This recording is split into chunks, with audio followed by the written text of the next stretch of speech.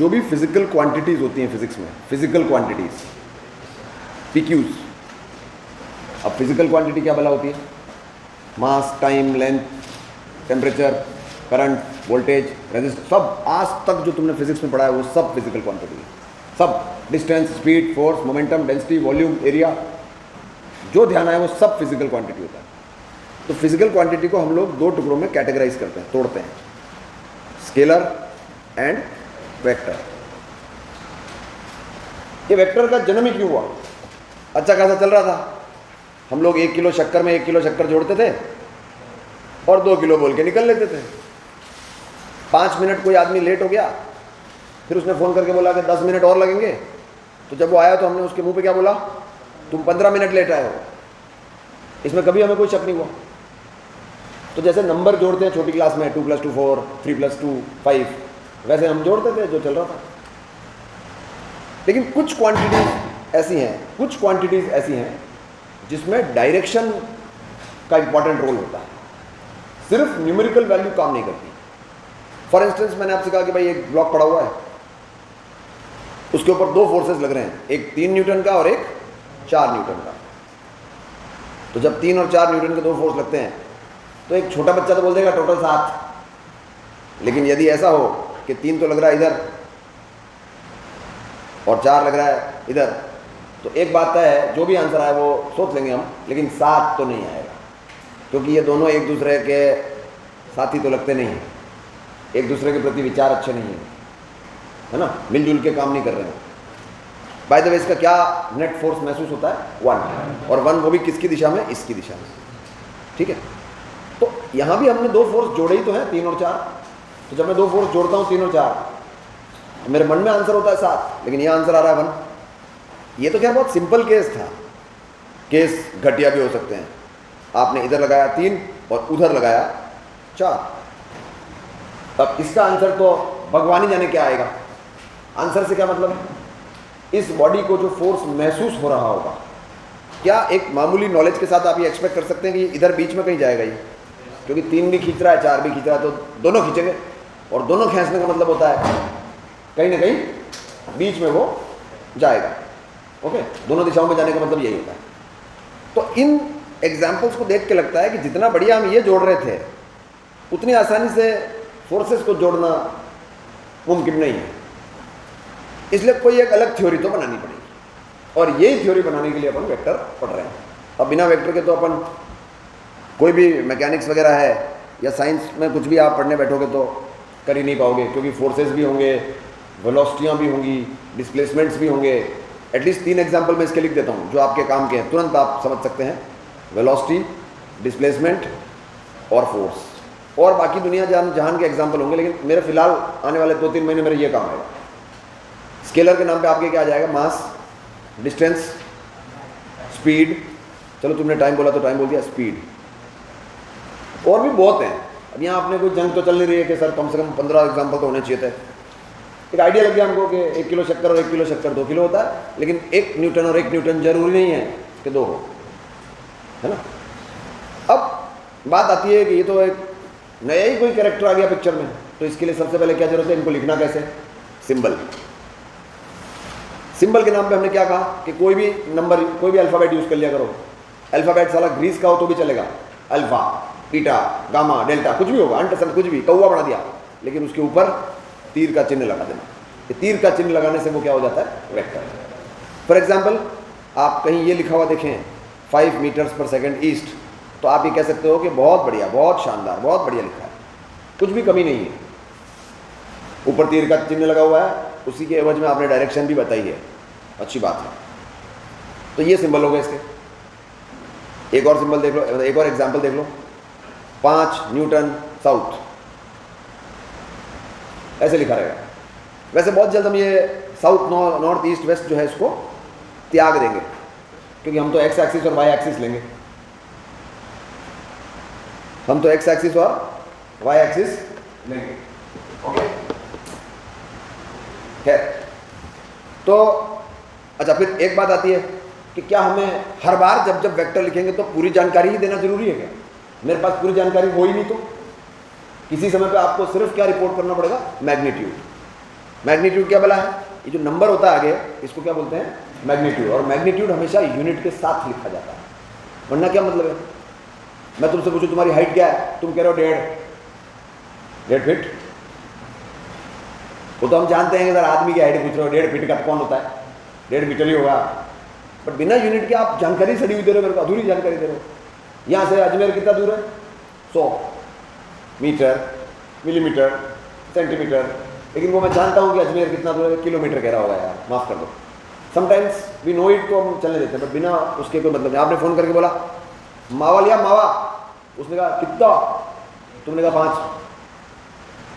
अगर आप उसने अगर 5 तो यार पूछ लेता हूँ भाई, 5 किलो ज़्यादा हो जाएगा थोड़ा सा, but still you know that ये चीज़ें किलोग्राम में, बिना यूनिट के नंबर का कोई मीनिंग नहीं। अच्छा, अब बात आती है मैग्नीट्यूड की।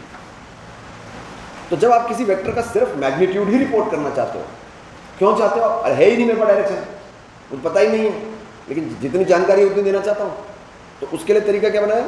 ऐसे 2 खड़े डंडे खींच दो साइड में। इन 2 दीवारों का मतलब है कि आप डायरेक्शन बताने में इच्छुक नहीं है। मतलब इसका क्या मतलब है? Magnitude of V vector. अगर ये डंडे नहीं लगे होते तो क्या बोलता मैं? V vector. और ये लगे हुए तो क्या बोलूँगा? Magnitude of V vector. तो जैसे इसी को देखो तो यहाँ पे सिर्फ आप क्या लिख के आ जाओ? 5 मीटर्स पर सेकेंड। समझ गए? तो मैग्नीट्यूड ऐसे होता है। अच्छा, कई बार हम इतने ज़्यादा शॉर्टकट चंद बन जाते हैं कि हम जानते हैं कि वी वेलोसिटी तो वेक्टर ही होता है। तो अगर बिना तीर के लिखा है तो मतलब आप सिर्फ मैग्नीट्यूड बोलोगे, और तीर के साथ लिखा है तो मैग्नीट्यूड और डायरेक्शन दोनों बोलेंगे। ये किस चीज़ों के लिए है? वो फिजिकल क्वांटिटीज़ जो आपके रोजमर्रा काम आती है। डिस्प्लेसमेंट है तो सुबह शाम आपको सर्टिफिकेट थोड़ी जारी करना है कि डिस्प्लेसमेंट वेक्टर होता है, वेक्टर होता है, सबको पता ही है, ठीक है। लेकिन अगर कोई ऐसी चीज़ें पढ़ रहे हो कभी आगे इतिहास में, आगे ज़िंदगी में आगे पढ़ोगे जिसमें वो जनरल क्वांटिटीज़ नहीं है, तो फिर आपको ऐसे लिखना पड़ेगा कि भाई ये जो क्वांटिटी है वो एक वेक्टर है, लेकिन मैं उसका सिर्फ क्या बताने वाला हूँ? मैग्नीट्यूड। अदरवाइज अभी तो आप ऐसे भी कर दोगे तो मेरे को कोई प्रॉब्लम नहीं है। जैसे वहाँ से टेक्निकली क्या होना चाहिए? A particle has velocity 5 metres per second, तो a particle has velocity 5 metres per second, तो कायदे से तो ऐसे लिखना चाहिए आपको। लेकिन अगर आप ये खड़ा डंडा और तीर ना लगाओगे तो मैं समझ जाऊँगा, क्योंकि मुझे पता है कि वेलोसिटी एक वेक्टर होता है। तुम्हारे ये तीर लगा के ये खड़े खां पे खड़े करने का मोहताज नहीं हूँ मैं, मुझे मालूम है ना। अगर सामने वाले यूजर को मालूम है तो you can use the shortcut of just removing the arrow and that will only represent magnitude, ठीक है। अब बात आती है वेक्टर को ग्राफ पे कैसे बनाना है। तो क्या बनाएंगे वेक्टर का ग्राफ का तरीका? सबसे पहले तो आपके सामने एक XY एक्सिस होनी चाहिए, कार्टेशियन सिस्टम। और वेक्टर को अगर ग्राफ पे बनाना है, ग्राफ पे, तो आप सिर्फ एक लकीर खींच दो, ऐसे एक लकीर, और उसके आगे ऐसे एरो लगा दो, जिस भी दिशा में हो वो वेक्टर उस दिशा में, हर कहीं नहीं। अब जैसे आपको इस एरो को देख के आपको क्या लगता है कि X और Y डायरेक्शन के बीच में कहीं जाने को कह रहा है ना। और इसके बगल में इसका मैग्नीट्यूड लिख दिया A, 2, 4, 6, 8, 10, 15 कुछ भी हो सकता है। फिलहाल मैंने क्या लिखा वहाँ पे? A। ये है तरीका किसी भी वेक्टर को ग्राफ पेपर पे ड्रॉ करने का। इस आगे की मूंड की क्या बोलते हैं? हेड।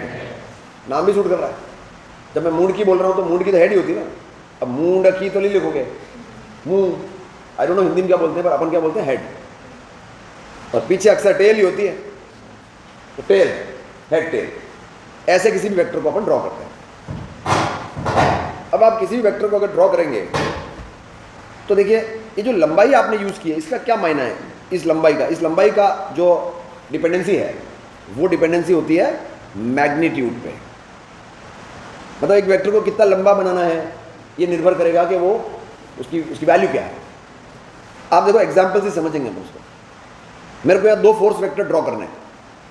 मैंने पहला ड्रॉ किया ये, और इसको बता रहा हूँ 5 न्यूटन। मतलब जो भी हो, मैंने इतनी लंबी रेखा का उपयोग लाया, क्या रिप्रेजेंट करने के लिए? 5।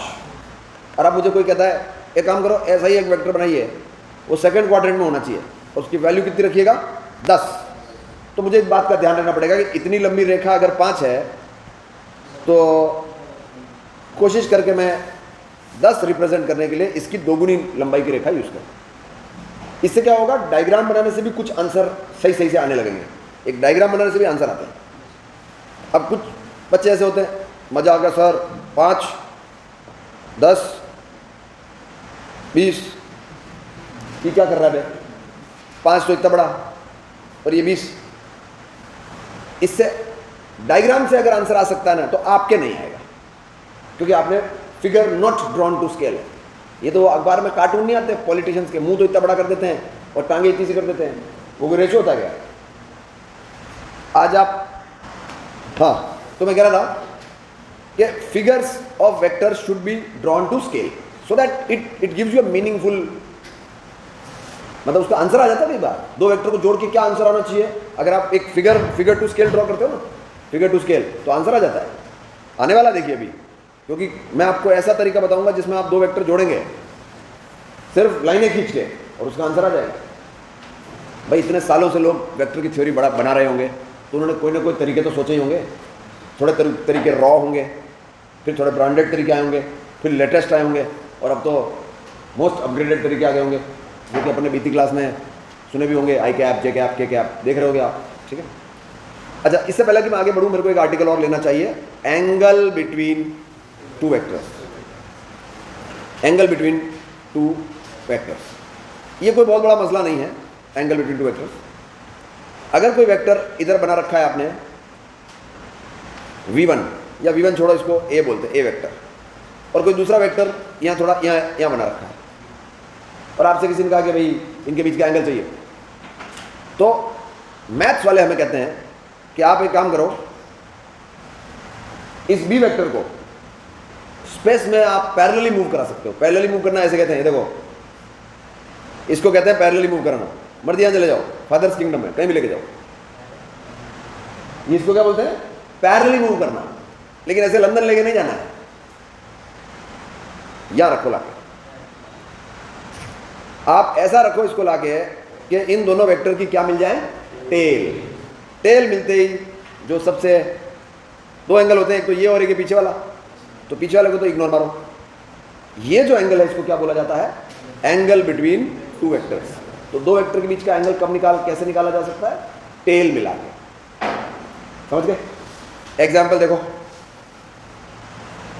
एक वेक्टर ये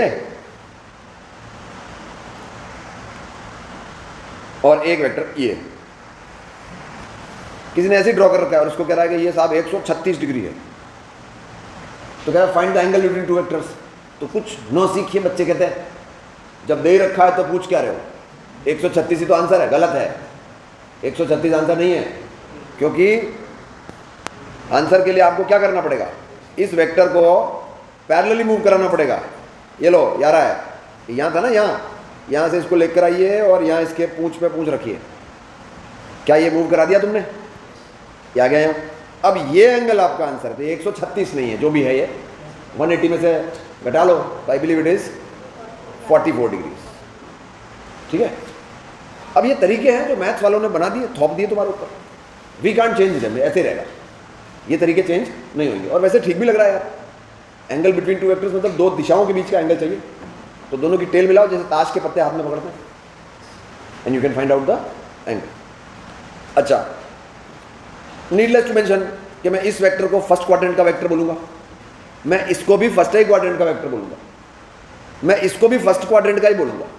एक्चुअली में क्वाड्रेंट कैसे डिसाइड होता है, आपका वेक्टर साहब कहीं भी बना हुआ हो, एक वेक्टर साला यूं बना हुआ है, बताओ, तो किसी भी वेक्टर का ये पता करना है आपको कि भैया तू कौन से क्वाड्रेंट का है, तो सबसे अच्छा तरीका क्या रहेगा पता है, सबसे अच्छा तरीका रहेगा कि उस वेक्टर को पैरेलली मूव करा के उसकी पूंछ को ओरिजिन पे ले जाकर रख दो, वो अपने आप अपना क्वाड्रेंट बता देगा। कौन से क्वाड्रेंट की तरफ मूव करके बैठे लाए, 4, तो ये 4th क्वाड्रेंट का है। आपको मुश्किल में डालने के लिए लोग क्या करेंगे पता है, फर्स्ट क्वाड्रेंट में 2nd क्वाड्रेंट का वेक्टर बना देंगे। तो वैसे तो इसको देख के पता पड़ जाएगा आपको कि मुंह तो इधर ही है इसका, तू वहां जा, वहां देख के भी देख तो इधर ही रहा है तू, तो कहाँ बैठ के इशारे कर रहा है उससे फर्क नहीं पड़ता है, किधर इशारे कर रहा है उससे फर्क पड़ता है। तो क्या ये आपके लिए ओके है कि ये वेक्टर कौन से क्वाड्रेंट का हो गया, 2nd। ये लो पूंछ ला के रख दो, क्वाड्रेंट बताना शुरू कर देगा। ठीक है, तो कितनी बातें हमारी क्लियर हुई। नंबर 1, एक वेक्टर को लिखना कैसे है, एक वेक्टर को लिखना कैसे है, एक वेक्टर का मैग्नीट्यूड कैसे लिखा जाता है, मैग्नीट्यूड का मतलब क्या होता है, मैग्नीट्यूड बिना यूनिट के लिखना मूर्खता है, अधूरी जानकारी है। वेक्टर को ग्राफ पे कैसे बनाना है, ग्राफ पे बनाते वक्त किस बात का ख्याल रखना है, लंबाई should be proportional to the magnitude. यूँ नहीं कि 10 तो इतना, 5 उतना बड़ा, 35 इतना, सब बेहुदे की तरह लिख रहे हैं अपन, ठीक है। एंगल बिटवीन टू वेक्टर्स कैसे निकालना है, और एक वेक्टर को पैरेलली इधर से उधर खसकाया जा सकता है, ठीक है, ओके। अब एक गुजरे जमाने के बंदे रहे होंगे, उन्होंने कहा हम आपको बताएंगे साहब कि वेक्टर कैसे जोड़े जाते हैं, एडिशन ऑफ वेक्टर्स। तो ये तो बहुत रॉ अंदाज है, रॉ, बहुत देसी, मतलब जैसे अभी थ्योरी बना ही रहे होंगे लोग। तो उन्होंने कहा हम पहले आपको पढ़ाएंगे जियोमेट्रिकल मेथड्स, जियोमेट्रिकल मेथड्स पढ़ाऊंगा आपको, ऐसा किसी बंदे ने कहा। और उसमें भी आपको मैं 3 तरीके से पढ़ाऊंगा। पहला है ट्रायंगल लॉ। देखो कोई भी मैं आपको कानून बताऊं ना, तो उसको चेक करने के लिए मन में सोचा करो कि ये जो कानून लागू हो रहा है डिस्प्लेसमेंट पे लागू करके देखते हैं इसको। डिस्प्लेसमेंट क्या होता है पहले बता दूं आपको। आप यहाँ पर ए पर बैठे थे और सडनली बी पे चले गए ऐसे ठुमकते हुए अनटसंट रास्ते से, तो डिस्प्लेसमेंट आपके इस अनटसंट रास्ते की कदर नहीं करता है। डिस्प्लेसमेंट तो कहता है तू कहाँ था से सीधा इशारा कर देगा कहाँ है। आप पूरा जो अटवाड़ा घूम गया है उससे कोई मतलब नहीं मेरे को, उससे डिस्टेंस ट्रेवल्ड को मतलब है। सोचो डिस्टेंस के बेसिस पे अगर आपका दोस्त आपको गाड़ी देता है या आपके बारे में एक राय बनाता है, तो रोज़ सुबह आप 6 बजे उसकी गाड़ी ले जाते हो और 2-3 घंटे मचकाने के बाद वापस वहीं खड़ी कर देते हो, तो उसे तो बुरा लगना ही नहीं चाहिए, क्योंकि ले देके तो आपने गाड़ी कितनी चलाई, 0। तो you have not use this vehicle. आप कह सकते हो ना ये यहीं तो खड़ी थी गाड़ी, तो वापस यहीं तो खड़ी है। लेकिन अफसोस कि गाड़ियों का भाड़ा इनिशियल और फाइनल पोजीशन के बेसिस पे नहीं होता है, डिस्टेंस ट्रैवल्ड के बेसिस पे होता है। ऐसे तो आप जिस टेम्पो में आते हो वो टेम्पो आपको घर से लेता है, अपने ऑफिस लाता है यहाँ पे, फिर यहाँ से वापस उठाता है और फिर घर फेंक देता है। तो आप बोलोगे आज का तो सेट हो गया ना 0, ठीक है। तो डिस्प्लेसमेंट जो है वो इनिशियल और फाइनल पोजीशन को कनेक्ट करने वाला स्ट्रेट लाइन शॉर्टेस्ट डिस्टेंस होता है, ठीक है। अब देखो ट्राइंगल लॉ वाला बंदा क्या बोल के चला गया। वो कहता है जीवन में ऐसा वक्त आएगा जब आपको ऐसे 2 वेक्टर जोड़ने होंगे। ये दोनों वेक्टर फोर्सेस हो सकते हैं, डिस्प्लेसमेंट हो सकते हैं, वेलोसिटियां भी हो सकती हैं। डिस्प्लेसमेंट और फोर्सेस के माध्यम से समझने की कोशिश करते हैं। तो triangle law of vector addition बोलता है पहले आप एक वेक्टर बना लें, फिर उसके बाद में दूसरा वेक्टर जो है ना उसको पैरेलली मूव कराओ, पैरेलली। और पैरेलल मूव कराना तो समझते हो आप, पैरेलली मूव करा के इसकी मुंडकी पे ला के रखो। अब ये अलग अंदाज है, एक के मुंह पे दूसरे पूंछ, ठीक है ना, एक के मुंह पे हेड पे दूसरे की क्या रखनी है, पूंछ, ऐसे जमा लो आप कह रहा है। उसके बाद में लास्ट काम करो, क्योंकि प्रक्रिया का नाम है ट्राइंगल लॉ, तो ट्राइंगल तो बनना ही चाहिए उसमें। कहता है इनिशियल टेल से लेके फाइनल हेड की तरफ एक लकीर खींच डालिए। ये है आपका इन दोनों वेक्टर का एडिशन, अर्थात रिजल्टेंट, जिसको आप ऐसे भी लिख सकते हैं। Vector A plus vector B is represented by what, this white coloured का एरो। अब आदमी सोचता पहली बार सुन के मैं क्यों मानूं कि ये सही कह रहा है, तो कुछ ऐसा मानो जो आप समझते हो। आदमी चेक करता है ना चुपके से सामने वाले के लॉ को, तो आप ये सोचो कि सोचो 2 डिस्प्लेसमेंट होते हैं, तो तुम एक जगह से दूसरी जगह गए, फिर दूसरी जगह से तीसरी जगह गए, मतलब पहले तुमने ये डिस्प्लेसमेंट किया, फिर ये डिस्प्लेसमेंट किया, तो अब ले देके नेट डिस्प्लेसमेंट क्या हुआ, यही तो हुआ। तो डिस्प्लेसमेंट के मद्देनजर तो ये सही कह रहा है यार, ओके। अच्छा, if you wish you can also इस वेक्टर को, ये जो वेक्टर आपने उठाया यहां से अभी जस्ट, ये उठाया ना वेक्टर पर, इसको ले जाके यहां वापस रीड्रॉ कर सकते हो, ये फील दिलाने के लिए। ये देखो मैंने इस वाइट कलर के वेक्टर को यहां से उठा के यहां शिफ्ट मार दिया, वापस शिफ्ट कर दिया। अब आप इस फोटो को देखो, 2 वेक्टर को जोड़ के जो आंसर आ रहा है वो किधर आ रहा है, बीच में। मेरे हिसाब से अगर एक क्षण के लिए आप ये मानो कि यहां पर एक ब्लॉक पड़ा हुआ है और उसको ये 2 फोर्सेस है जो खींच रहे हैं। एक माचिस की डिब्बी को क्यों ना हम 2 रस्सियों से खींचें, एक माचिस की डिब्बी को क्यों ना हम 2 रस्सियों से खींचें, जैसे एक इधर और एक इधर, तो क्या लगता है वो माचिस की डिब्बी बीच में चलेगी जैसी चल रही है ना। Let me make a diagram for you. ये देखो आई होप कि डायग्राम आपके लिए कुछ सेंस मेक करे। ये क्या लगाई है मैंने, 2 पुलियां और 2 आदमियों को मैंने लगाया काम पे कि खींचो बे दोनों तरफ से।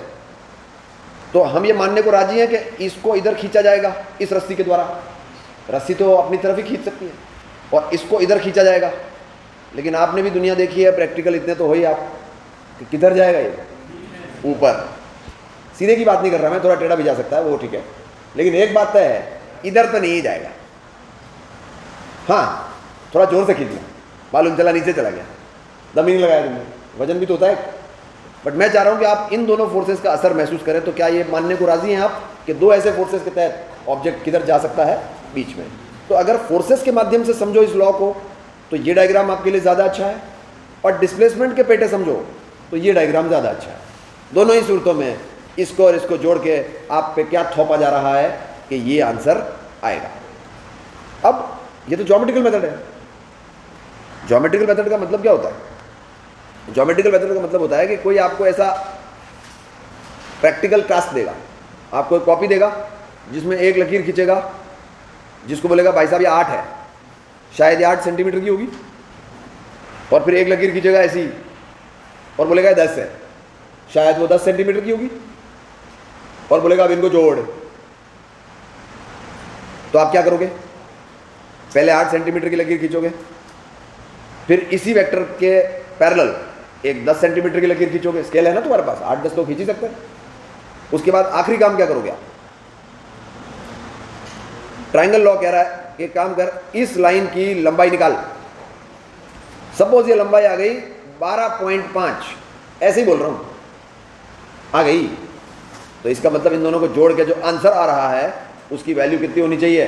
12.5। अब आप देखो कि किस मुंह से आप जाके अपने पुराने दोस्तों से, घर वाले लोगों को, कॉलोनी वालों को कहोगे कि आज मैं कुछ गजब चीज़ सीख कर आया हूँ, 8 और 10 जोड़ के कितना आता है? 12.5, है ना? लोग विश्वास ही नहीं करेंगे ऊपर, अपने घर पे बोल के देखो। तो ये था आपका triangle law of vector addition, ऐसे वो जोड़ के आपको दिखा रहा है। अच्छा, हमें ट्रायंगल लॉ करना नहीं है, हमें तो जो करना है उसको समझने के लिए माहौल बन रहा है। तो एटलीस्ट हम ये तो समझे कि यार वेक्टर को जोड़ने के लिए कुछ अलग तो करना ही पड़ेगा। फिर एक आदमी और आया, वो कहता है इस लॉ में तो आप दो ही वेक्टर जोड़ सकते हो, मेरे को 3 जोड़ने हैं। तो उसने कहा एक काम करते हैं, इसी का एक्सटेंडेड वर्जन बनाते हैं जिसका नाम लिखते हैं पॉलीगन लॉ। जैसे ट्राइंगल है वैसे क्वाड्रिलेटरल भी होता है। फिर और कौन होता है? हेप्टागन, हेक्सागन, आगे और होते होंगे, नोनागन, डोडेकागन, और भी होते होंगे ना, बहुत सारे गन होते होंगे। तो पॉलीगन लॉ कहता है कि थोड़ी बड़ी बात करते हैं, सस्ती बातें मत किया करें। पॉलीगन लॉ के तहत आपको समझना होगा कि आपके पास 3 वेक्टर है, अब इन तीनों को जोड़ना है। तो जब इन तीनों को जोड़ना है तो आपको तरीका वही लगाना पड़ेगा। पहले आप ए बनाओगे, फिर इस बी की कॉपी मार के इसके मुंह पे बी सजा दिया। क्या आपको लग रहा है चित्र देख के ये दोनों पैरेलल हैं? है ना? अब किसका नंबर आएगा? सी का। तो इस सी को भी पैरेलल इसके मुंह पे सेट कर दिया। मेरे ख्याल में हम लोग के मन में ख्याल आ रहा होगा कि अगर मैं ये लकीर खींच दूँ तो क्या रिप्रेजेंट करेगी ये लकीर? वेक्टर ए, वेक्टर बी और वेक्टर सी को जोड़कर जो आना चाहिए उसे ये रिप्रेजेंट करेगी मैग्नीट्यूड और डायरेक्शन समेत। मैग्नीट्यूड और डायरेक्शन समेत। एक चीज आपके लिए और ड्रॉ करते हैं, देखो।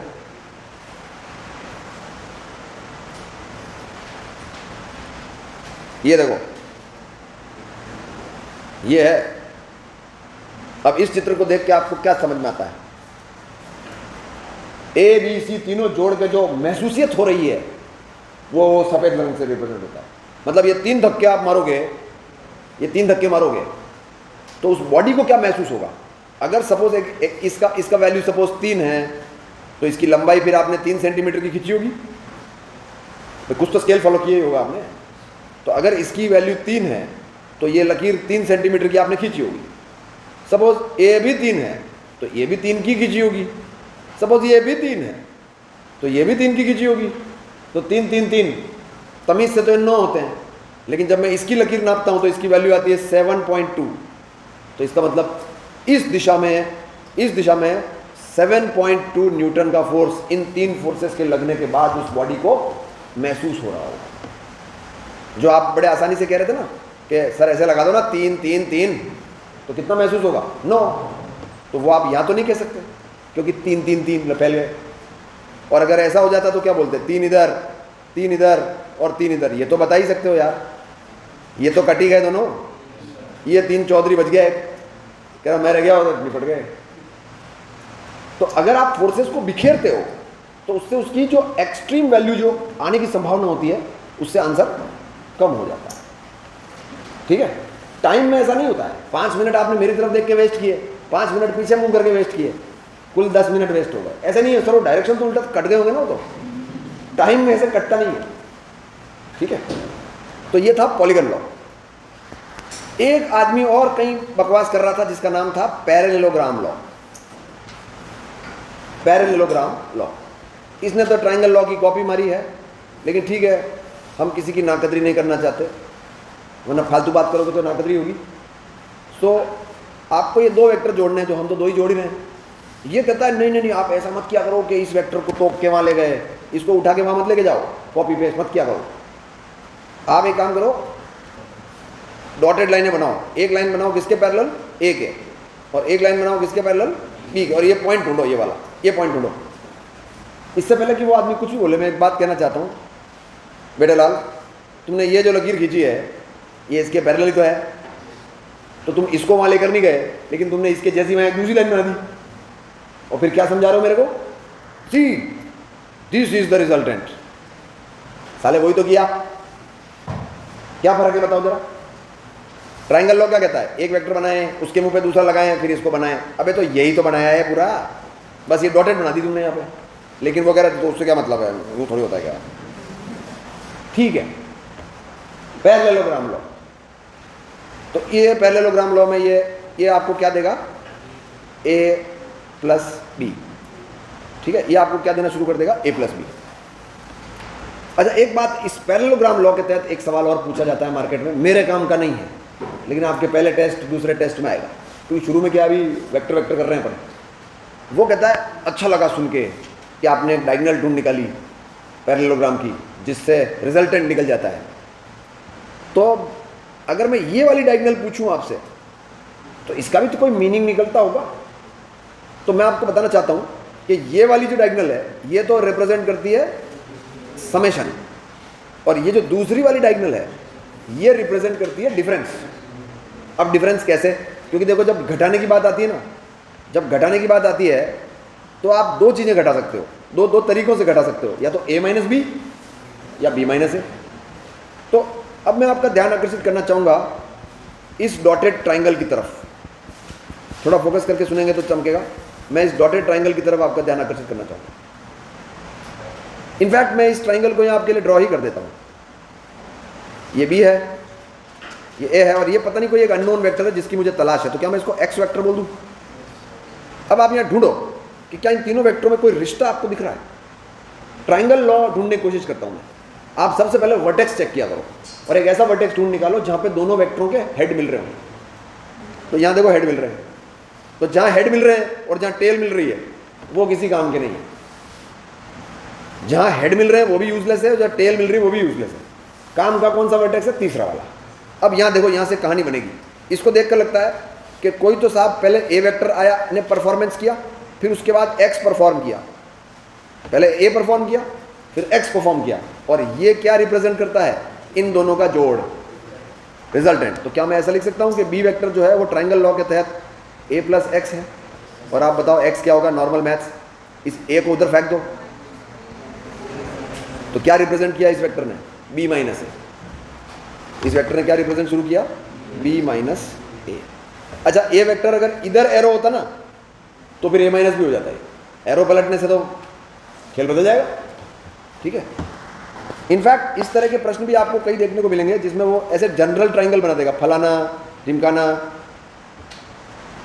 ये तो साला इजी हो गया, पकड़ में आ जाएगा, थोड़ा टफ बना। फलाना ढिमकाना चमकाना। अब इसमें ये वाला तो आपके काम का नहीं है, क्योंकि यहाँ पे तो 2 चोंच मिल रही है, यहाँ दोनों पूंछें मिल रही हैं, ये बेकार है। तो काम का भाई साहब यही है। अब अगर ये 1 वेक्टर है, ये 2 वेक्टर है, ये 3 वेक्टर है, तो क्या रिश्ता लिख सकते हो आप? 1 + 2 इज गिविंग मी 3। ठीक है।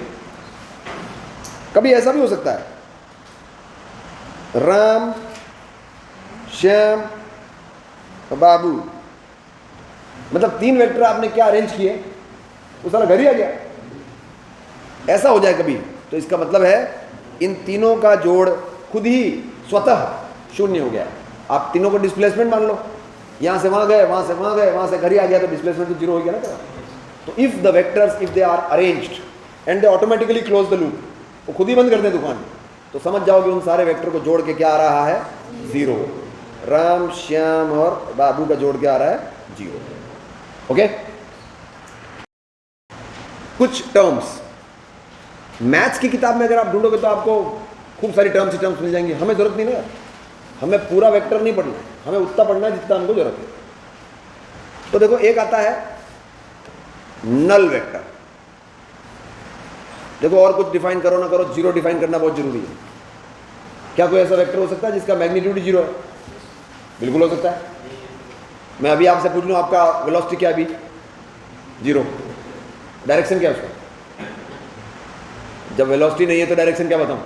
पर ऐसे नहीं बोल सकते आप, कुछ बोलना पड़ेगा। आपने कहा ना डायरेक्शन होगी मेरे, आपका वेलोसिटी क्या? 0, तो ठीक है, आपका मैग्नीट्यूड 0 है, डायरेक्शन बताना ना। तो ऐसे में तुम बोलोगे, कुछ तो बोलने पड़ेगा। तो मैथ्स वालों ने क्या बोला? Null vector, a vector whose magnitude is 0, magnitude is 0। इसकी डायरेक्शन क्या बोली है उसने? आर्बिट्ररी। आर्बिट्ररी का मतलब है मर्जी आए जो ले ले। जब मुझे कहीं जाना ही नहीं है तो मैं किसी दिशा में कहीं नहीं जाऊंगा, है ना। तुम क्या बोलते अगर तुम्हें फैसला लेना होता? थोड़ी देर में चिढ़ के क्या बोलते? वो पूछ रहा है व्हाट इज योर वेलोसिटी, आपने बोला 0, कौन सी डायरेक्शन में? तो आप पहले क्या बोला? इस बात का कोई मतलब नहीं निकलता। मतलब कैसे निकलता? वेलोसिटी एक वेक्टर है तो डायरेक्शन तो हो गई उसके, बताओ। फिर आप बोलोगे 0 है ना, इसलिए कोई मतलब नहीं निकलता। थोड़ी देर में चिढ़ के क्या बोलोगे? तेरी मर्जी आज ले ले, नॉर्थ वेस्ट कहीं भी ले ले, जब मुझे कहीं जाना ही नहीं है। वही किया गया है। Direction of null vector is defined as arbitrary. Okay. दूसरी चीज होती है यूनिट वेक्टर। ये बहुत काम की चीज है। आपने सुना होगा लोगों को बात करते हुए सीनियर क्लास में, अपनी चलती क्लासेस में, आई कैप, जे कैप, आई कैप, जे कैप खूब चल रहा है आजकल, है ना। Unit vector, a vector whose magnitude is 1। 1 को मैथ्स वाले यूनिटी भी बोलते हैं। यूनिटी, सोशल साइंस वाली यूनिटी नहीं है। यूनिटी का मतलब 1 भी होता है। अच्छा, इसका सिंबल क्या होता है? इसका सिंबल जो है, कोई भी नंबर ले लो, A B C alpha beta gamma, कुछ भी ले लो, लेकिन ऊपर ऐसे टोपी बना दो, cap. So when you put a cap on the head, it represents unit vector. कि भाई तू और कुछ तेरा डायरेक्शन मेरे को नहीं बता, पर तेरा मैग्नीट्यूड 1 है। यहां पे हम फायदा उठाएंगे 3 स्पेशल यूनिट वेक्टर्स का, आई कैप, जे कैप, के कैप। आप देखो अल्फाबेटिकल ऑर्डर में है ये, आई जे के, आई जे के, एक्स वाई जेड। तो आई कैप जो है, it is a unit vector in X direction, it is a unit vector in Y direction, it is a unit vector in Z direction. I cap, J cap, K cap. As usual मैंने हमेशा कहा है, आपके बात समझ में example से आएगी। तो इसका एग्जाम्पल लिखता हूं। मेरी गाड़ी की वेलोसिटी है 3 मीटर पर सेकेंड, आई कैप। अपने आप में ये सफिशिएंट इंफॉर्मेशन है। मैं एक्स डायरेक्शन में जा रहा हूं और मेरी गाड़ी की स्पीड है 3। तो सोचो आई कैप लिखने से कितना फायदा हुआ आपको। वो नॉर्थ, साउथ, वेस्ट, ईस्ट, कचरा पट्टी, सबसे पिंड छूट गया आपका, क्योंकि वो तो वैसे भी स्टैंडर्ड डायरेक्शन नहीं है। नॉर्थ फेसिंग है, ईस्ट फेसिंग तो मकान के प्लॉट होते हैं यार। हम कहाँ यहाँ पे फेसिंग करते फिरेंगे? तो हम तो आई कैप, जे कैप में खेलेंगे। एक फोर्स लग रहा है 20 न्यूटन्स, जे कैप। कोई इनको ड्रॉ करने को है तो आप क्या करोगे? ये है आपकी velocity 3 metres per second, and ये है आपका फोर्स 20। अब कई लोग मेरे से कहेंगे सर ये 3 और ये 20 बना सकता हूं मैं, क्योंकि दोनों अलग क्वांटिटी है। एक न्यूटन है और एक मीटर है, मीटर पर सेकंड है, कंपेयर नहीं कर सकते। और कर सकते तो बताओ 1 किलो बढ़ा या 1 सेकंड बढ़ा। जो इसका आंसर दे देगा ना उसको मैं एक बहुत बढ़िया उपाधि से नवाजूंगा। कई लोग कहते हैं बड़ा तो 1 किलो ही हुआ ना सर, क्योंकि 1 सेकंड तो यूं खत्म हो जाता है और 1 किलो तो चलता है लंबा। तो फिर बता अक्कल बढ़िया भैंस, सर भैंस है ना। आप कंपेयर ही नहीं कर सकते, you can not compare 1 centimetre बढ़ा या 1 सेकेंड बढ़ा। इस बार तो मैंने सेंटीमीटर की चौड़ाई दिया है, और अगर तुम्हारे को लगता है नहीं सर सेंटीमीटर थोड़ा ज़्यादा बड़ा होता है, 1 millimetre and 1 second, can you compare? You can not compare. दो अलग अलग चीज़ों की आप तुलना ही नहीं कर सकते, कैसे तुलना करोगे? ठीक है, दो अलग फिजिकल क्वांटिटीज़ का कंपैरिजन नहीं हो सकता। 1 न्यूटन और 1 kilogram, they can not be compare. ठीक है, तो इसलिए इनमें लंबाइयों की तुलना नहीं हो सकती। हाँ, लेकिन अगर अभी मुझे कोई कहे कि अभी आप 10 न्यूटन का एक वेक्टर और बनाइए, तो फिर मेरे को तुलना करनी पड़ेगी, क्योंकि 20 न्यूटन बगल में बना दिया ना मैंने, तो अब मैं 10 न्यूटन कैसा बनाऊंगा? 20 से छोटा, आधे साइज का। तो अपनी जात वालों से तो तुलना होगी, दूसरे जात वालों से आपकी तुलना नहीं होगी। ठीक है, तीसरी बात मैं करूंगा पैरेलल वेक्टर्स। पैरेलल की स्पेलिंग क्या होती है? 2 L आते हैं ना। पैरेलल वेक्टर्स, जैसा कि नाम बोल रहा है वही मीनिंग होता है उसका। वो वेक्टर जिनके लाइन सेगमेंट्स पैरेलल हो। लेकिन इसमें भी 2 कैटेगरी है। समान दिशा में है तो कहेंगे लाइक पैरेलल, और विपरीत दिशा में तो कहेंगे अनलाइक पैरेलल। ओके, अच्छा, ऐसे जोड़ने पर सबसे ज्यादा रिजल्ट आता है, क्या लगता है आपको? Max result. और ऐसे पे मिनिमम, वर्स्ट, सबसे घटिया। लाइक पैरेलल में सबसे बढ़िया रिजल्ट आता है और अनलाइक पैरेलल में सबसे वाहियात। ओके, अब अपन आगे बढ़ेंगे एनालिटिकल मेथड। ये ग्राफ बना के तो हमने खूब जोड़ लिए वेक्टर्स। एनालिटिकल मेथड,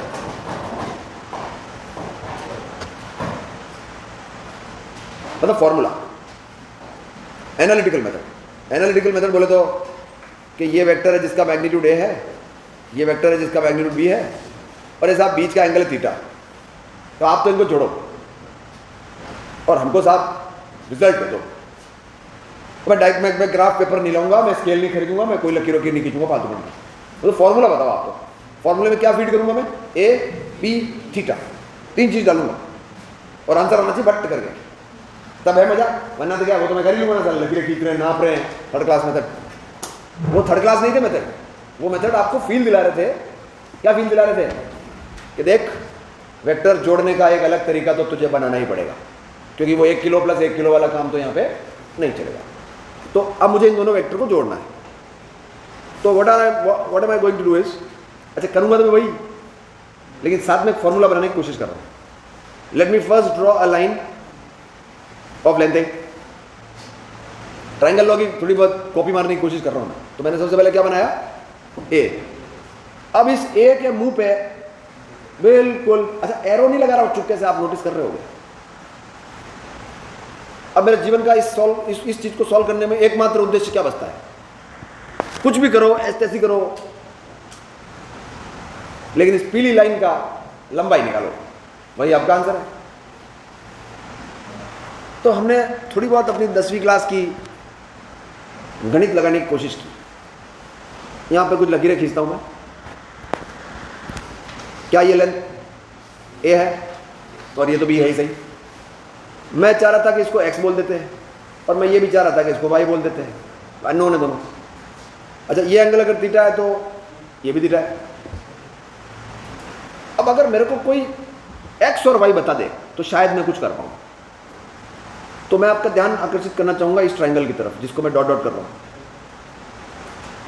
इस ट्राइंगल को जब हम देखते हैं तो क्या इस ट्राइंगल में साइन थीटा को लिखा जा सकता है perpendicular upon hypotenuse?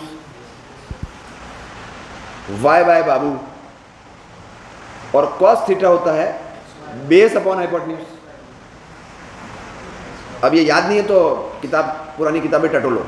Cos theta होता है बेस अपॉन हाइपोटेन्यूज और साइन थीटा होता है परपेंडिकुलर अपॉन हाइपोटेनस। तो इन दोनों को यूज़ करके और कुछ होवे नहीं होवे, y की वैल्यू तो आ गई b sin थीटा और x की वैल्यू आ गई, तो मैं यहाँ और यहाँ भर देता हूँ, लिख देता हूँ।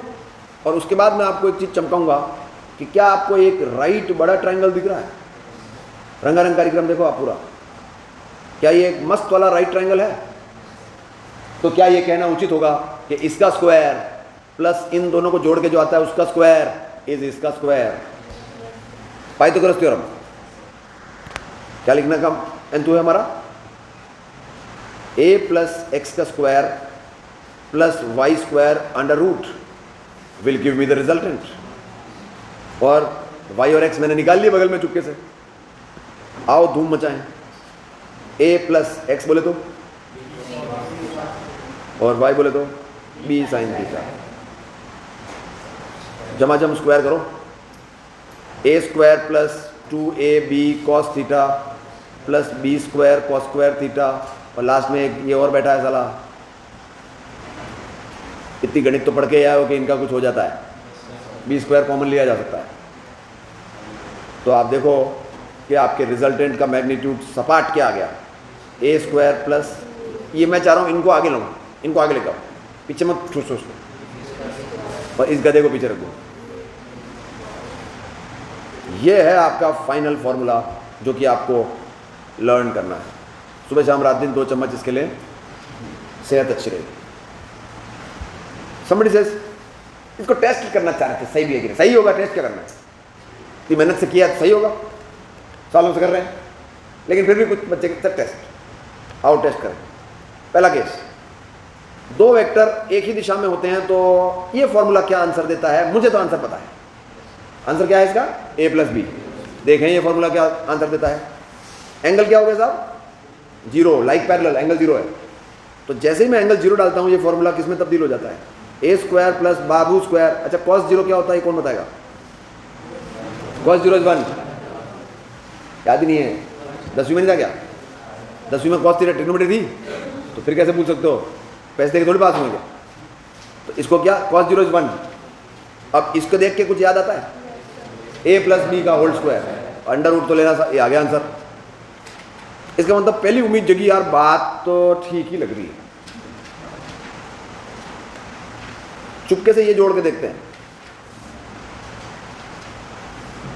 अब की बार थीटा 90 डिग्री है। जब थीटा 90 डाल देते हैं तो रिजल्टेंट क्या आता है? a square plus B square plus 0 हो गया, वो cos 90 0 होता है।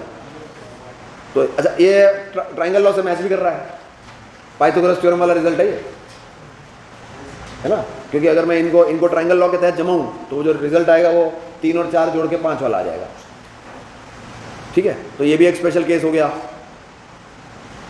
अब अच्छा ये कहना उचित होगा कि ये आर मैक्स पॉसिबिलिटी, इससे ज़्यादा रिजल्ट कभी नहीं आएगा। ए और बी जोड़ के a प्लस बी से ज़्यादा कभी नहीं आएगा। तीसरा केस उठाते हैं, दोनों का मुंह अली पल्ली है। अब यहाँ कमबख्त थीटा 180 है। अब हमारी 10वीं की मैथ्स, कॉस 90 से बड़ों के कॉस हमें आते ही नहीं है।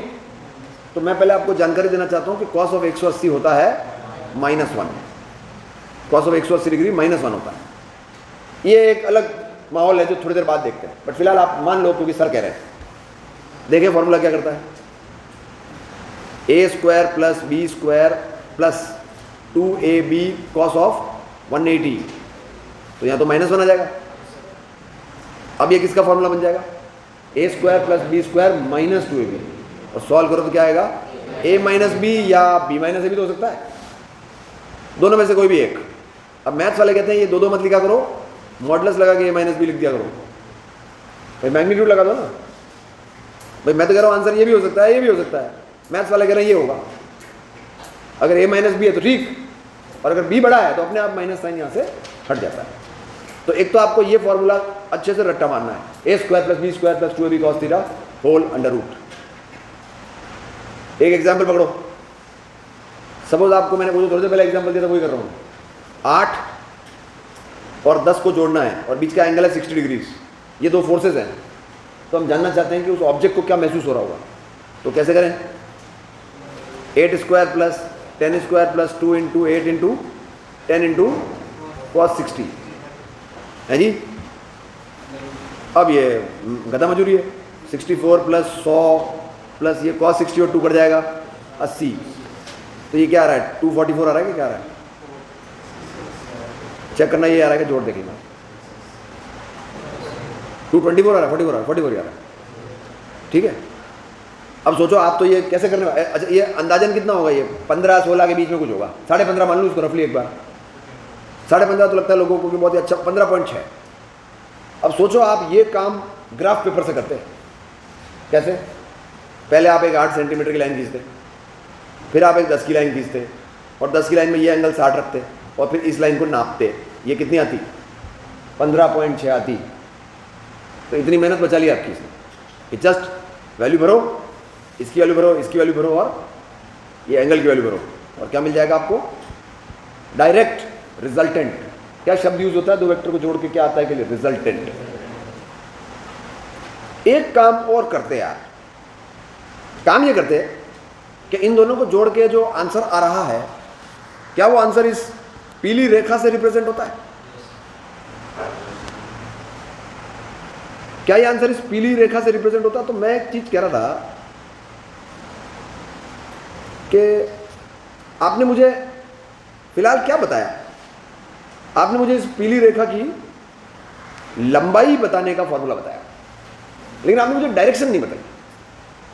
देखो ना क्या किया आपने, 10 और 8 जोड़ के ये आएगा किधर, तो किधर का जवाब तो नहीं दिया ना आपने, डायरेक्शन नहीं बताया।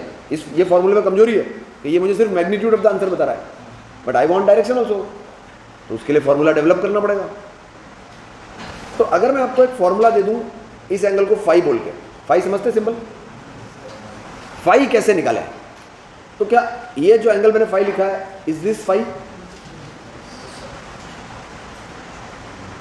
जनता क्या ये वाला फाई, ए वाला फाई है, कौन है phi, phi is the angle of resultant with vector ए।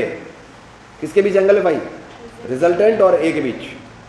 तो रिजल्टेंट और ए के बीच का फॉर्मूला बता रहा हूं मैं आपको, वो फॉर्मूला याद नहीं करना है, लेकिन ये थ्योरी तो कंप्लीट करोगे।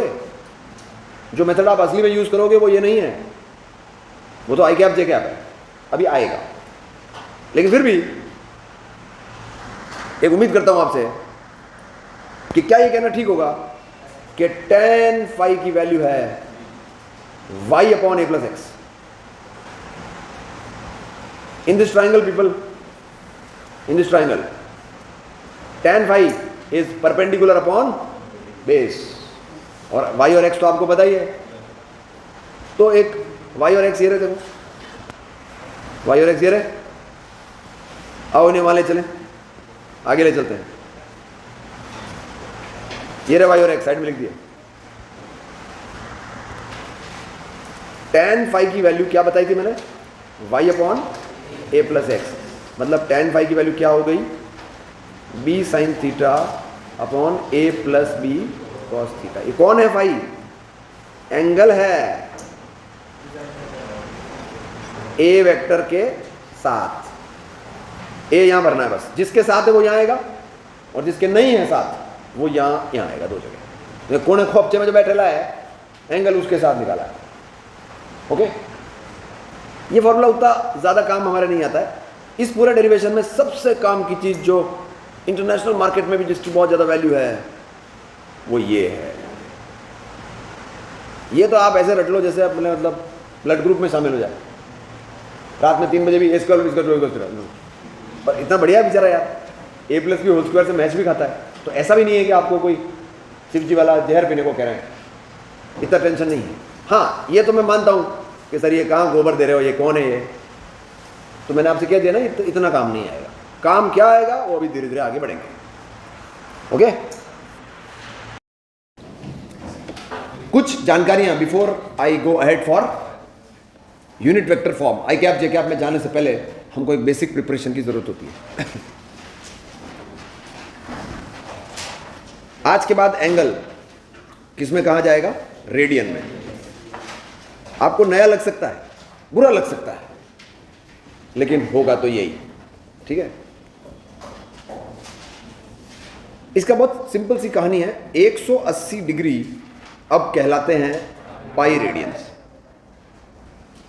और पाई आपका वही होता है 22/7। पाई इज 22/7, बट मुझे 22/7 स्पेशली की जरूरत नहीं पड़ती। अपन तो पाई और उसके मल्टीपल्स में खेल लेते हैं। कम्युनिकेशन ही तो करना है यार। आज 180 डिग्री बोलना है मुझे तुम्हें, तो मैं पाई पाई बोल दूंगा। तो इट्स जस्ट द माइंडसेट। मतलब 90 डिग्री जो है, 60 डिग्री जो है, 45 डिग्री जो है, और 30 डिग्री जो है, और जीरो जो है, जीरो जीरो ही होगा। कुछ नहीं तो किसी भी यूनिट में कुछ नहीं होता है। 90 होगा π/2, 60 होगा π/3, 45 होगा π/4, π/6। इनको आदत में लाओ पहले। इसके अलावा 2-4 और हैं। 120 डिग्री याद करेंगे, और 180 तो बता ही दिया। एक 360 कर लो, बहुत ज़्यादा सेंटी होने की जरूरत नहीं। 120 का क्या है?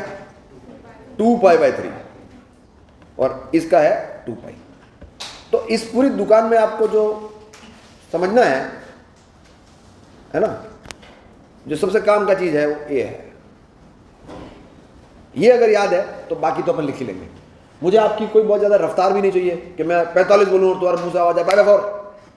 क्या है, 2 मिनट सोच के बोलते, कोई जल्दी जरूरत नहीं।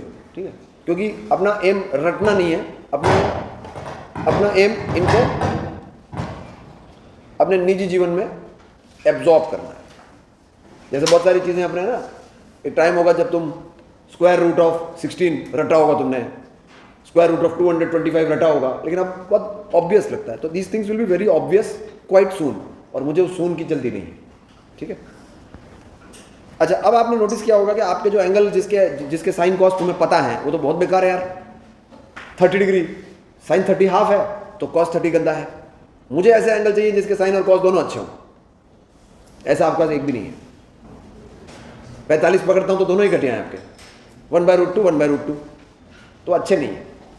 तो हम आपके लिए एक बहुत ही बेहतरीन ट्राइंगल लेके आए हैं, ब्रांडेड लेटेस्ट, एक ऐसा राइट ट्राइंगल 3 4 5। और जब ये एंगल हमने नापा तो ये एंगल अप्रॉक्सीमेटली 37 डिग्रीज आया, अप्रॉक्सीमेटली। अब 37 ही है ये, 37.1 को आप 37 ले लो।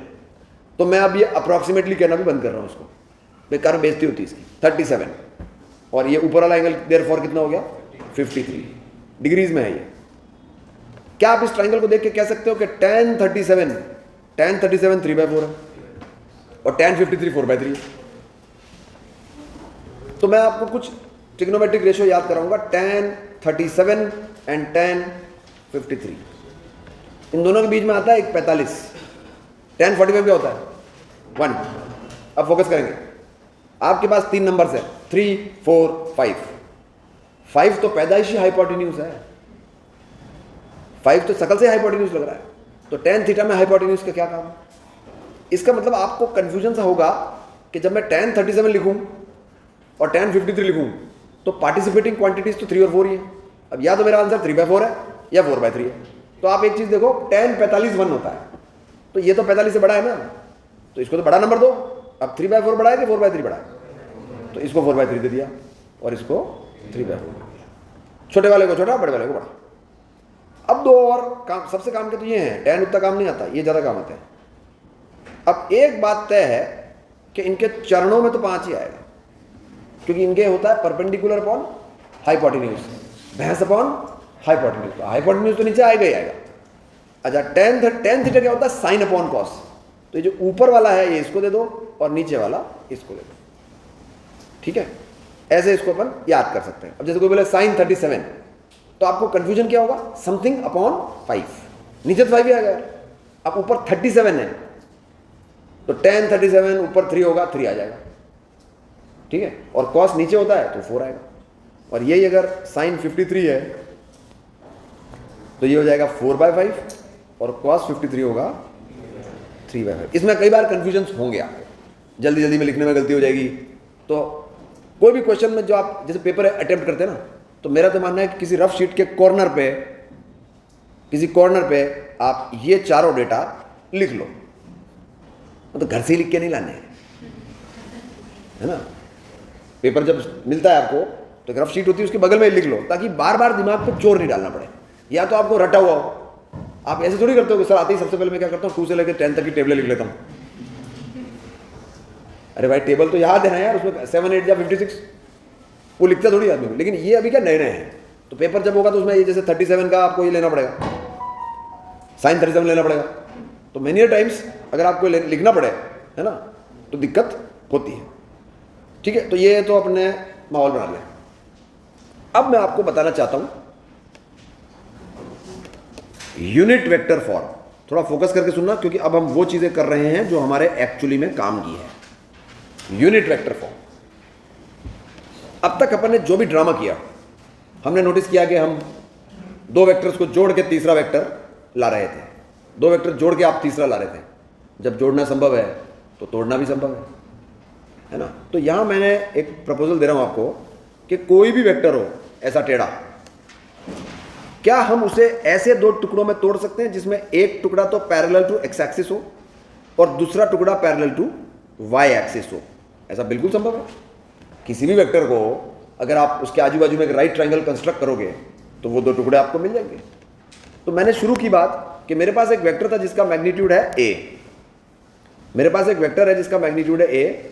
मैंने आपसे उसके दो टुकड़े करवाए, जिसमें एक टुकड़े को क्या रूल फॉलो करना है, आपको भाई साहब x के अलॉन्ग रहना है और दूसरे को y के along. So I have broken down the vector into two pieces such that one टुकड़ा is along x and the other टुकड़ा is along y।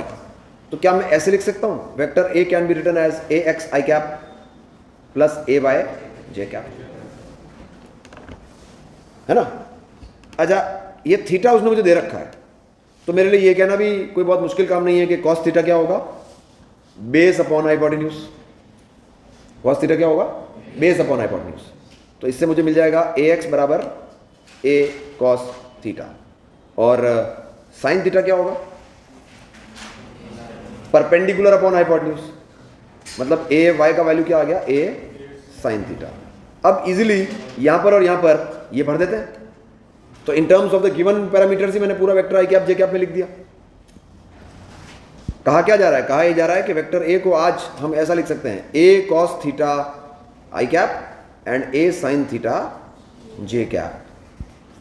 This is known as unit vector form.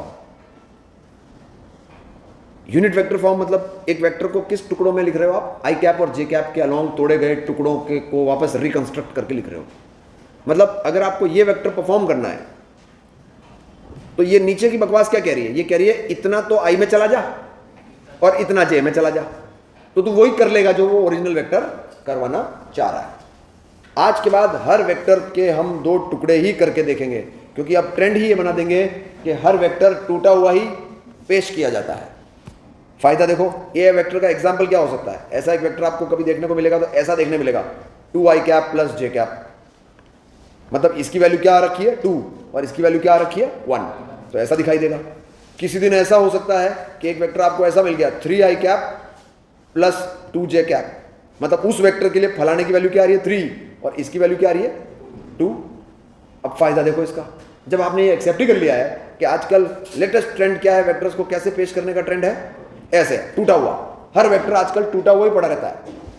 तो जब टूटा हुआ ही trend है तो टूटा हुआ ही ट्रेंड है फिर तो, और जब टूटा हुआ ट्रेंड है तो कल को मुझे कोई कहेगा काम करो भाई साहब इसको ऐड करो, दोनों को रिजल्टेंट निकालते हैं, तो कितना अच्छी बात है। आई और आई तो एक ही दिशा में है, 1 किलो शक्कर प्लस 1 किलो शक्कर, क्या आंसर आएगा 5i cap plus 3j cap. फिर आप कहोगे सर ये तो टूटा हुआ है आंसर, अरे तो टूटा हुआ तो ट्रेंड है, जब ट्रेंड ही टूटा हुआ है तो तुम भी तो टूटे हुए रखते हो अपने आइटम को, ये भी टूटा हुआ, आंसर भी टूटा हुआ। और जोड़ना छोड़ो, आप सब्ट्रैक्ट तक कर सकते हो 1 मिनट में। अगर इसी को सब्ट्रैक्ट करने को बोलूं कि a में से b घटा, तो अब इसको बीच वाले को इग्नोर मारना 1 मिनट के लिए, सीधा घटाओ, 2 में से 3 गया तो minus i cap minus J cap. अब आपको ये समझना पड़ेगा कि सर ये माइनस आई कैप का क्या मतलब है यार, प्लस आई कैप का मतलब है positive x, minus i cap का मतलब है नेगेटिव एक्स। मतलब at some point of time if I give you a vector to plot, जैसे मैंने आपसे कहा 2 वेक्टर प्लॉट करो, एक तो है 2i कैप 3j कैप, इसको प्लॉट कर, और एक किया minus 2i cap and 3j cap. देखो दोनों में फर्क क्या है, 2i कैप और 3j कैप दोनों पॉजिटिव है। ये कह रहा है 2 कदम तो चलते हैं i कैप में, और फिर कितने कदम चलते हैं j में, 3। ये है आपका वेक्टर। इसके बारे में क्या ख्याल है, 2 कदम तो चलते हैं पीछे, ये कैसे पता कि पीछे माइनस लग रहा है, और ये किधर चलूँ, ऊपर के नीचे, 1 2 3, ये है वो दूसरा वेक्टर। मैग्नीट्यूड, डायरेक्शन सब कैटर कर लेगा ये। और आप सोचो अगर मैं इन दोनों को जोड़ने को आपको कहता तो आपके फिर तोते उड़ जाते, फिर कहते वो सर वो ग्राफ पेपर लाना पड़ेगा। जबकि मैंने आपको कहा जब टूटा हुआ ही ट्रेंड है तो जोड़ दो एज इट इज, आंसर भी टूटा हुआ ही आएगा, ट्रेंड तो वही है। अब आप में से कौन ये बता पाएगा कि इस वेक्टर का मैग्नीट्यूड कैसे निकालूं? आप देखो ये डिस्टेंस 2 है और ये डिस्टेंस 3 है, और पाइथागोरस नाम के आदमी का लगातार आपके पास फोन आ रहा है, कह रहा है स्क्वायर एट अंडर रूट, तो क्या आएगा 4, इसका स्क्वायर कितना होता है, 2 का टफ है बताओ जरा, 4, और 3 का स्क्वायर 9, ये हो गया √13। इसका वैल्यू वही है क्योंकि इसके नंबर्स तो वही है। तो कभी भी किसी वेक्टर का मैग्नीट्यूड निकालना होगा तो एक तो आपको वेक्टर ऐसे पेश किया जाएगा, और मैग्नीट्यूड निकालना है तो क्या करोगे, स्क्वायर एट अंडर रूट। यहां ही करके देख लो मेन डेरिवेशन में, इसको स्क्वायर और इन दोनों को स्क्वायर करके ऐड करके अंडर रूट करो, साइन स्क्वायर थीटा और कॉस स्क्वायर थीटा तो 1 हो जाएगा, और आपके पास क्या बचेगा, a। Okay, so this is going to be the latest trend of presenting a vector. A vector will always be broken down into pieces. अब हमारे जीवन का एक ही उद्देश्य है इस आर्टिकल में कि हमें अंडरस्टैंड 3-4 वेक्टर दे दो, हम उसको फटाफट किस में लिखना सीख जाएं, आई कैप और जे कैप में। मतलब वेक्टर्स के कंपोनेंट करना सीख जाएं, वेक्टर के टुकड़े करना सीख जाएं। ये कौन है ये लोग और कहां से आते हैं, ये टुकड़े हैं, ये वेक्टर के टुकड़े हैं। और कौन से टुकड़े हैं, रेक्टेंगुलर कॉम्पोनेंट्स। क्या नाम है इनका, रेक्टेंगुलर कॉम्पोनेंट्स। आप कंपोनेंट्स बोल लो, रेक्टेंगुलर तो ठीक है, बड़ा नाम हो गया। इसको बोला जाता है एक्स कंपोनेंट, नाम ठीक दिया इसको क्योंकि ये एक्स की तरफ का कंट्रीब्यूशन है, और इसको बोला जाता है वाई कंपोनेंट। सबसे काम की चीज है वेक्टर। तो हमें यह बात नोटिस करनी चाहिए यहां पे कि इसको क्या बोला अपन ने, एक्स कंपोनेंट, और इसको क्या बोला अपन ने, वाई कंपोनेंट, और together they both are known as rectangular components. Rectangle इसलिए क्योंकि रेक्टेंगल की दोनों साइड्स के बीच में एंगल 90 होता है, आपके भी तो 90 है इन दोनों टुकड़ों के बीच, इसलिए रेक्टेंगल से नाम इनका पिकअप किया गया है। अदरवाइज क्या क्या बोल के आपसे मैं ये लिखवा सकता हूं, यूनिट वेक्टर फॉर्म में वेक्टर को लिखिए, रेक्टेंगुलर कंपोनेंट्स निकालिए, एक्स कंपोनेंट या वाई कंपोनेंट बताइए, ऐसा कुछ भी पूछ सकता हूं। दूसरी बात नोटिस करो, जिस एक्सिस के साथ एंगल दिया है उधर कॉस कंपोनेंट आ रहा है, और एक कंपोनेंट कॉस होता है और दूसरा क्या होता है, साइन। याद रहे मैंने एक पेज पीछे आपसे कहा था काम के यही है, वो काम नहीं आएगा इतना, क्योंकि एक कंपोनेंट कौन होगा, कॉस, और दूसरा कौन सा होगा, साइन। तो tan कंपोनेंट तो होता ही नहीं ना कोई, ठीक है, इसे ज्यादा काम ये दोनों आते हैं। अब देखो एग्जाम्पल के माध्यम से अपन इसको लपेटते हैं। एक वेक्टर ऐसा दे रखा है आपको जिसका मैग्नीट्यूड है 10, अब ये फोर्स हो सकता है, वेलोसिटी हो सकता है, कुछ भी हो सकता है, और ये एंगल दे रखा है 37 डिग्रीज। एक और है जिसमें एक वेक्टर इधर ऐसे करा रहा है, वैल्यू 15, और ये एंगल दे रखा है 37 डिग्रीज। अब वगैरह इन दोनों को आप आई कैप जे कैप में लिख दो। देखो उसने क्या दिया आपको, वेक्टर का मैग्नीट्यूड और वेक्टर का एंगल, मैग्नीट्यूड दिया है और एंगल दिया है, ठीक है जी।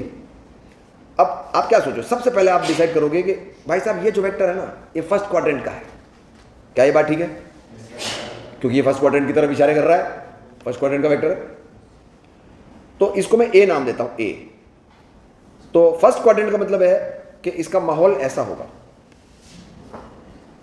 Something I cap plus something J cap. लेकिन इसका माहौल इतना अच्छा नहीं होगा, ये तो साला तीसरे क्वाड्रेंट में है, तीसरे क्वाड्रेंट में तो आई और जे दोनों ही नेगेटिव होते हैं। कार्टेशियन कोऑर्डिनेट सिस्टम की बात कर रहा हूं मैं, यहां दोनों पॉजिटिव, यहां एक्स नेगेटिव वाई पॉजिटिव, यहां दोनों नेगेटिव, यहां एक्स पॉजिटिव और वाई नेगेटिव, तो यहां तो दोनों नेगेटिव है इसके, तो इसका तो माहौल ही कैसा बनेगा, नकारात्मक डब्बा आई कैप माइनस डब्बा जे कैप। तो पहले तो आप साइन लगा लो, पहले ही शकल देख के साइन लग जाता है पहले। अब बात करो, हाँ भाई पप्पू तेरा एंगल किसके साथ है, एक्स के साथ है। किसका एंगल, एक्स किसके साथ एंगल, इसका एक्स एक्सिस के साथ एंगल दिया हुआ है। तो मैंने आपसे क्या कहा था, जिस एक्सिस के साथ एंगल दिया है उधर कॉस कंपोनेंट आता है, तो पहले डब्बे में भर दो 10 cos 37, और जब कॉस का चुनाव हो चुका है तो दूसरे डब्बे में आपके पास 2560 चॉइस नहीं है, 10 sin 37। अब फिर उस चार्ट में देख के आएंगे, वो पीछे जो चार्ट बनाया कि इनकी वैल्यू क्या थी कम वक्तों की, तो cos 37 4/5 था, मेरे को याद है, अभी आप विश्वास कर सकते हैं। और इसको और सॉल्व करने के बाद ये आंसर इसका बैठेगा 8 आई गैप प्लस 6 जे गैप। जरा स्क्वायर एंड अंडर रूट करना है दोनों को। 64 36 100 आ गया ना 10 वापस। वहां से आना भी आना चाहिए, यहां से वहां जाना भी आना चाहिए। हाँ, इसका एंगल किसके साथ दिया है? वाई के साथ। अब ऐसा नहीं बोला था माइनस वाई के साथ, वो माइनस ले लिया ना, बार बार नहीं सोचना। एंगल किसके साथ है? वाई के साथ है। तो वाई का डब्बा तो ये जे कैप वाला डब्बा है, तो इसमें क्या लिखोगे? 15 cos 37 वाई के डब्बे में, और इस पहले डब्बे में 15 sin 37। क्यों साइन जल्दी? अरे कॉस का चुनाव हो गया तो मेरे पास कितने 2560 चॉइस थोड़ी है। कॉस हो गया तो बच्चा कौन? साइन। आदमी सुधरा सर, टेन तो नहीं आएगा कहीं। साइन और कॉस में से एक लेना है भाई। कॉस ले लिया, बचा हुआ साइन ही है तेरे पास। फिर इसकी वैल्यू जब भरोगे तो -15, अब sin 37 होता है 3/5, -15 4/5। अब ये टफ है, -9 आई कैप माइनस, ठीक है। फिर किसी आदमी के पता नहीं क्या खोपड़ी में कुचली मची वगैरह, जोड़ दें, दोनों को जोड़ दें। उससे पहले कह नहीं मत जोड़, एक काम कर, ये कर, कुछ भी करवा सकता है वो आपसे। पहले एक को डबल करना पड़ेगा। बिल्कुल नॉर्मल मैथ्स लगाओ। अब आप बहुत पावरफुल हो चुके हो, अच्छे अच्छे लोग सलाम करेंगे आपको, क्योंकि आप बिना ग्राफ के काम करते हो, खर्चा नहीं कराते ना। हाँ जी, 8 × 2 क्या चल रहा है आजकल? 16 और -9 का जोड़ 7 आई कैप। अच्छा, 2 × 6 12 आई कैप और -12 जे कैप का जोड़ क्या हो गया? 0। यही आपका आंसर है। इसको देखकर लगता है बड़ा अच्छा, ये एक ही दिशा में है। How do you plot it? Only in I cap. 7 I cap का मतलब क्या है? 7 आई कैप। 7 आई कैप का मतलब 7 आई कैप होता है, जे कैप है ही नहीं इसके, मतलब ये खुद ही खुद का टुकड़ा है, ठीक है। एक सवाल आपको करने को दूंगा। तुमसे कहा है कि भाई ये 3 फोर्सेस लग रहे हैं, किसी बॉडी पे लग रहे होंगे। क्यों एक आइटम को 3 आदमी खींच नहीं सकते क्या? कोई एक ब्लॉक पड़ा है, उसको 3 आदमी खींच रहे हैं, 3 क्या 30 खींच सकते हैं? खींचने में क्या है? So we need to find out the resultant of all the 3 forces. तो तीनों को पहले आई कैप जे कैप में लिखो और फिर इसको ऐड करो, एक के नीचे एक जमा के। ट्राई। देखो F1 जो है वो फर्स्ट क्वाड्रेंट का वेक्टर है, तो 10 cos 37 I cap and 10 sin 37 J cap. इसके दोनों कंपोनेंट्स पॉजिटिव होंगे, फर्स्ट क्वाड्रेंट है ना, और एंगल किसके साथ दिया है? एक्स एक्सिस के साथ। तो इधर cos डाल दिया, ऑटोमेटिकली वहां फिर साइन डल जाएगा। इसको सॉल्व करोगे तो आएगा 10 cos 37,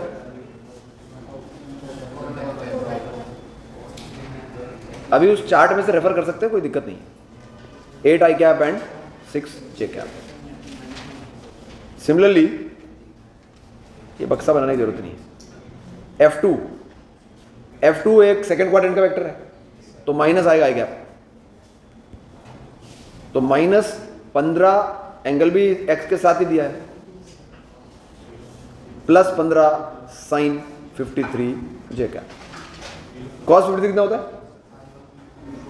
3/5। cos घटता है, cos 37 बड़ा होता है और sin 53 बड़ा होता है। sin बढ़ता है, cos घटता है, तो -15 यहां पर आएगा 3/5 आई कैप +15 4/5 जे कैप। उस चार्ट में से देख सकते हैं। ये हो गया F2, और लास्टली F3 कितना हो गया? -8। अरे बंदा लिख दिया है, और ये आएगा -8 जे कैप, मतलब इसके 0 आई कैप है। अब तीनों को जोड़ दो, तो रिजल्टेंट में देखिए आई कैप इसके पास है, इसके पास है, उसके पास तो है नहीं, तो माइनस आई कैप हो गया आई में। तो 8 और -9 को ऐड कर लो, और जे के नाम पे क्या करोगे? -8 12 और 6, तो 12 और 6 तो हो गया 18, लेकिन ये 18 में से 8 खा जाएगा आपके, +10 जे कैप। और अगर मैं आपसे कहूँ उसको प्लॉट करो, तो कौन से क्वाड्रेंट का वेक्टर है ये आंसर? मतलब एक कदम इधर है और कम वक्त 10 कदम उधर है, जे गैप में 10 कदम है, तो आंसर ऐसा कुछ तो होगा ऊपर। और इसका मैग्नीट्यूड कितना होगा? Under root 101, 10 square plus 1 square under root. ठीक है। Next important aspect is 3D vectors. 3D vectors people, ये एक इंपॉर्टेंट एस्पेक्ट है, हालांकि झेलना इसको भी वैसे ही है। अब आपके क्या है, 2 टुकड़ों की बजाय कितने टुकड़े होंगे? 3, क्योंकि अब तक अपन जमीन पे चल रहे थे, अब ऊपर भी तो उठना पड़ सकता है। चींटियां तो जमीन पे चल लेती हैं, मक्खियां तो x, y एंड z तीनों दिशाओं में चल पाने की पॉसिबिलिटी को अपन ओपन करना चाहते हैं। तो आई बिलीव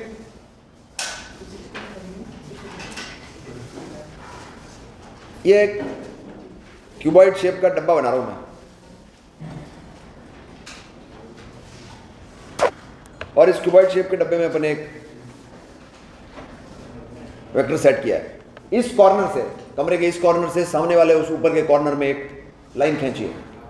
आमतौर पे इसको लोग कहते हैं बॉडी डायगोनल।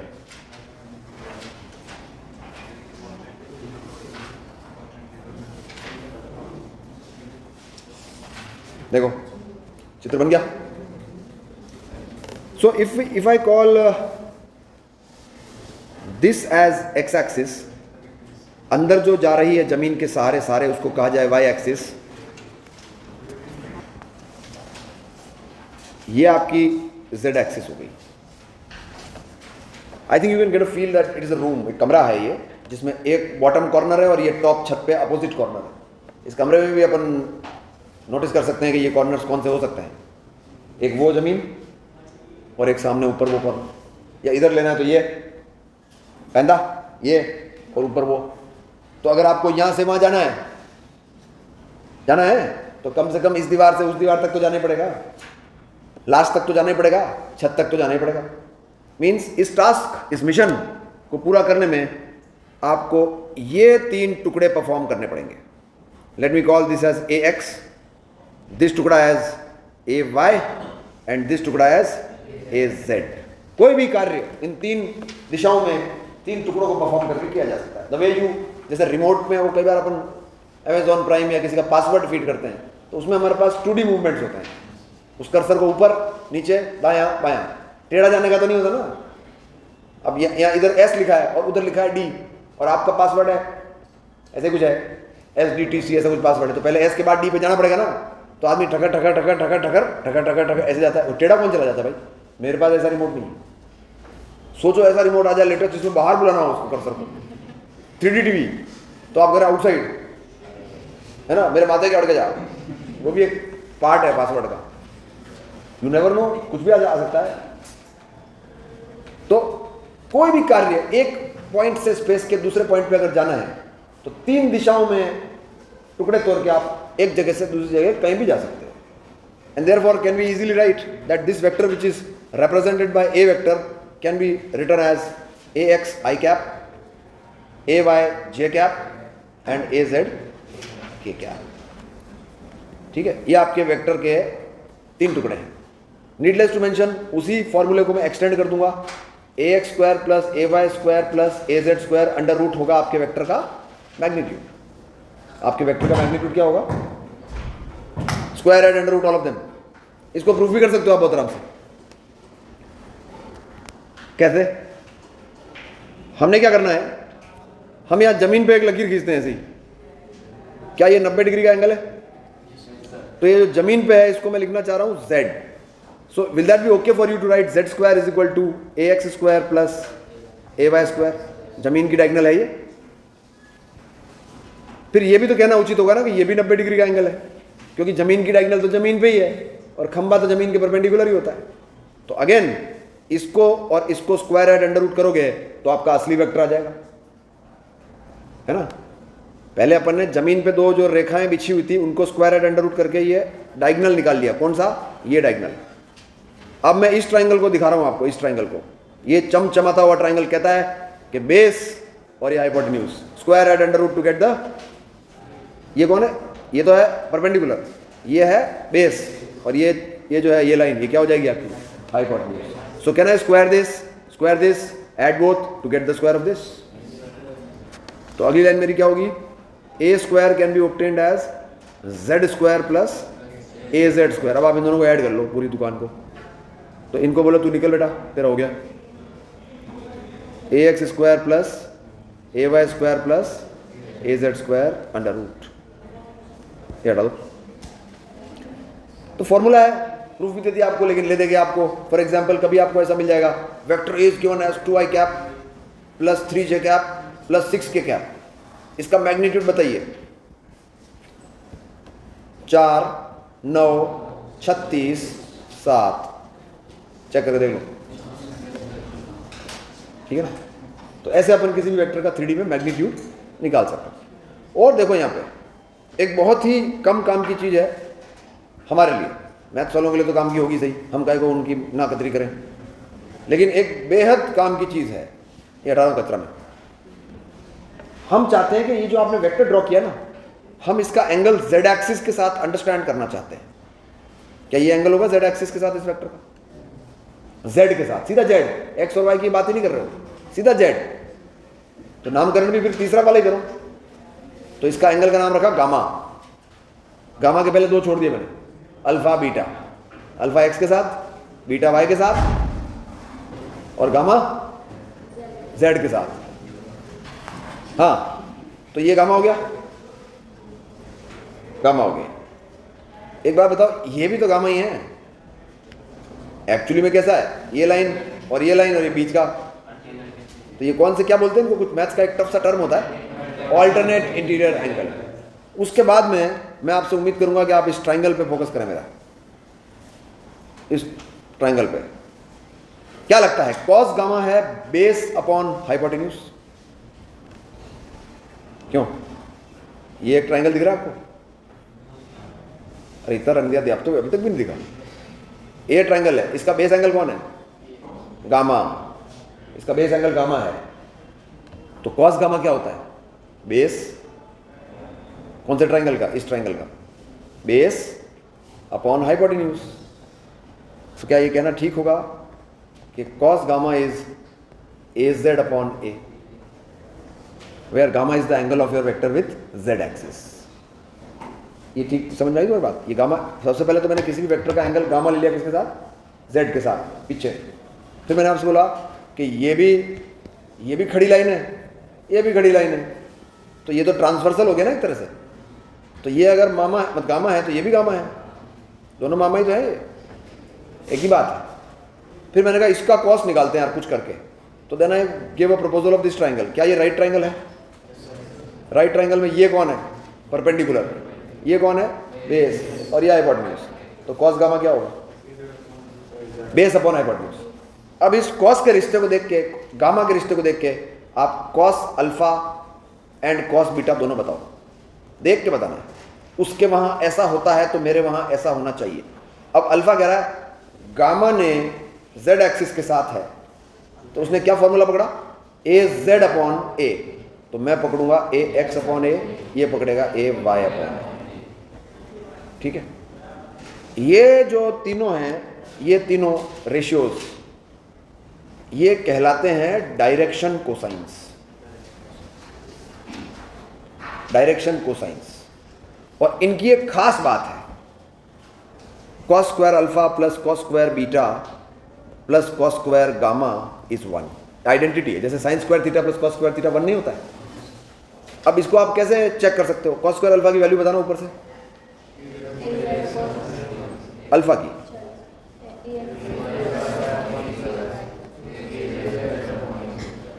अब आगे क्या लिख सकते हो, एलसीएम ले लिया ए स्क्वायर, ऊपर कौन आएगा, अब क्या लिखूं, कॉमन क्या लेना है, लेना ही नहीं कॉमन, ये ऊपर ए स्क्वायर तो लिखा है, तीनों का स्क्वायर अंडर रूट करने पे क्या आता है, वेक्टर का स्क्वायर आ जाता है ना अंडर रूट करने पे। ये देखो ये लो, if I square both sides do I get this back or not. तो ये पूरा चमगादड़ क्या है, ए स्क्वायर। तो यहाँ न्यूमरेटर में क्या लिख दोगे, ए स्क्वायर, और अब उसके बाद बहुत टफ स्टेप है, ठीक है। तो ये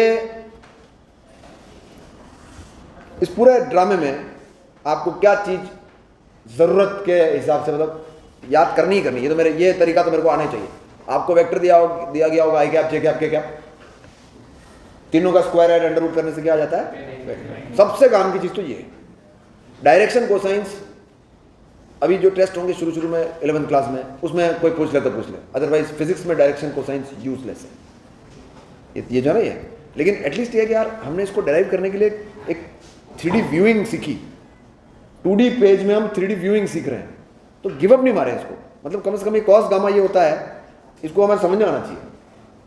जैसे ये एंगल गामा है, तो फिर अपन ने क्या किया, ये भी गामा है, अल्टरनेट इंटीरियर एंगल, फिर मैंने एक ट्राइंगल बनाया यहाँ पे और आपको बोला base upon hypotenuse cos gamma हो जाता है। ये 3D व्यूइंग आपको समझ में आनी चाहिए। काम आपके आवे नहीं, हर चीज हम काम नहीं आएगी तो छोड़ दिए, नहीं होना चाहिए, ठीक है। तो आज जो भी अपन ने पढ़ा उसमें सबसे काम की चीज आपके क्या है, आप सबसे पहले ये सीखे कि यार जो वेक्टर होते हैं ना, उनके लिए एक अलग गणित डेवलप होनी चाहिए। There has to be a different mathematics for vectors, क्योंकि 1 किलो 1 किलो 2 किलो होता है, बट 1 न्यूटन जरूरी नहीं है कि 2 हो, ठीक है, वो कुछ भी हो सकता है।